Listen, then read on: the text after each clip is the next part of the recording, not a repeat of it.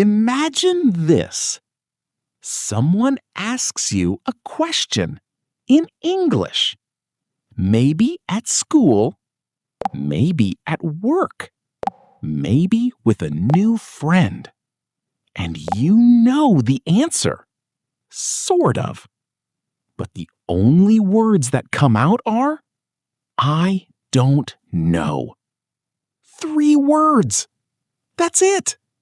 And after you say it, you feel a little small, a little boring, a little less confident. Sound familiar? Yeah. Most English learners say I don't know at least 10 times a day. Not because they're not smart, but because nobody ever taught them what to say instead. Today, we're going to fix that. Think about the people you admire in English. Podcast hosts, YouTubers, people in interviews. Have you noticed something? They never just say, I don't know. They say things like, that's a really good question. Or, I'm not entirely sure, but, or off the top of my head. And suddenly, they sound smart. They sound confident. They sound real. But here's the interesting part. These phrases are not complicated. They are not advanced English. They are not textbook grammar. They are just small sentences that fluent speakers use every day. And once you learn them, people will think your English is amazing. Not because your vocabulary changed, but because the way you speak changed. So today, I'm going to teach you 10 phrases that replace I don't know. Simple phrases. Natural phrases. Phrases that make you sound confident in any conversation. Let's start. Phrase 1. That's a good question. Let's start with the most powerful one. When someone asks you something hard, instead of saying, I don't know, say, that's a good question. Just that. Try it right now in your head. Someone asks, why do people feel nervous speaking English? And you say, that's a good question. Immediately, you sound thoughtful. You sound smart. You sound like you're actually thinking. And here's the psychology behind it. When you say, that's a good question, your brain gets a few extra seconds to think. It's not lying. It's not faking. It's buying yourself time. Fluent speakers do this all the time. So can you. Phrase 2. I'm not entirely sure. But here's the thing. I don't know sounds like a wall, like a door closing. But I'm not entirely sure, but sounds like a window opening. It says, I have some thoughts. Let me share them. Example. Someone asks, what's the best way to learn English fast? Instead of saying, I don't know, you say, I'm not entirely sure. But I think speaking every day really helps. Beautiful! You gave an answer. You were honest. You were helpful. And you sounded natural. I'm not entirely sure, but use this one a lot. Phrase 3. Off the top of my head. Okay, this one sounds advanced, but it's actually very simple. Off the top of my head just means I'm giving you a quick answer from memory without looking it up. Example: off the top of my head, I think the meeting is at 3 o'clock, but let me check. You're being honest. You're being real, and you sound very natural. Native speakers say this all the time. In meetings, in classrooms, in casual conversations. When you use this phrase, people feel like they're talking to a fluent English speaker. Because they are. Phrase 4. Let me think about that for a second. Silence is uncomfortable for everyone. When someone asks you something and you go quiet, it feels awkward. But if you say, "Let me think about that for a second," suddenly, the silence is okay. The silence has permission because you told the other person, "I heard you. I'm working on it." This is what confident speakers do. They don't rush. They don't panic. They just say, "Let me think about that for a second." And they think. And then they answer. Simple, calm, confident. Phrase 5. I'm not 100% sure. Here's a question for you. What sounds more confident? I don't know. Or I'm not 100% sure, but I think it might be. The second one, always. And here's why. I don't know ends the conversation. I'm not 100% sure continues it. It shows you're trying. It shows you're thinking. It shows you're human. Because nobody knows everything. And saying, "I'm not 100% sure," actually sounds more honest and more intelligent than pretending you know everything. Use this one often. Phrase 6. Good question. I'd have to look that up. Wait, think about this. What if you really don't know the answer? What if you have no idea? That's okay. But instead of saying, "I don't know," say, "Good question. I'd have to look that up." This is brilliant for 2 reasons. 1. You gave the person a compliment. Good question. They feel good. 2. You were honest. I'd have to look that up. That's not weakness. That's maturity.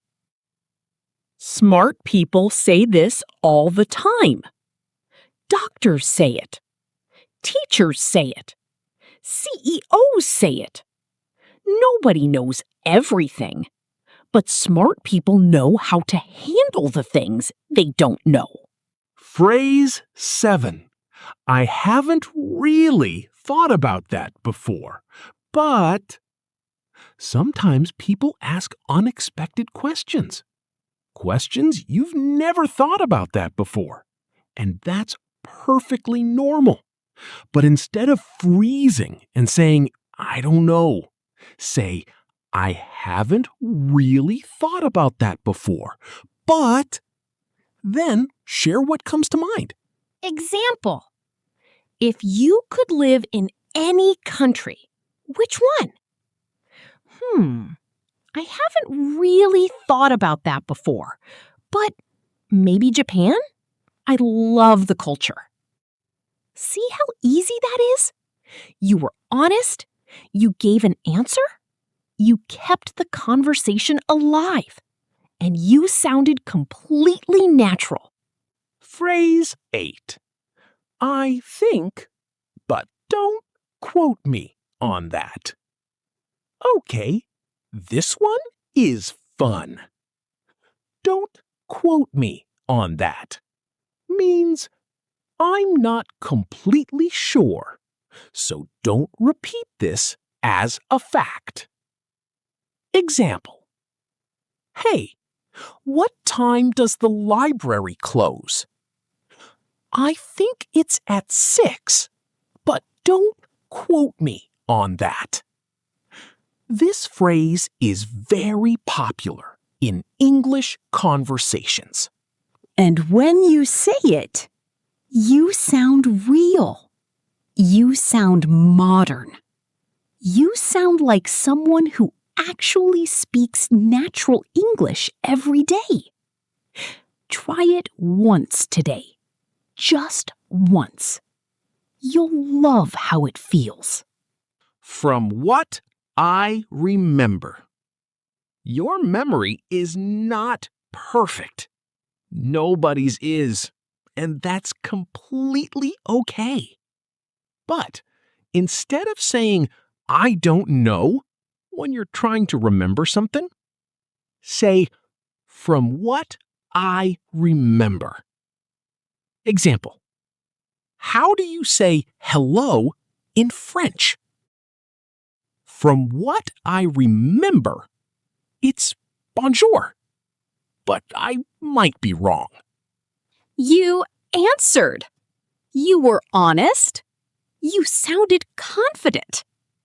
This phrase works perfectly in class presentations, work conversations, casual talks with friends, any moment where you're reaching into your memory. From what I remember. Simple and smart. Phrase 10. I'm not the best person to ask, but... And here's the last one. My personal favorite. Sometimes people ask you questions that are really outside your knowledge. Questions about medicine. Questions about law. Questions about something technical.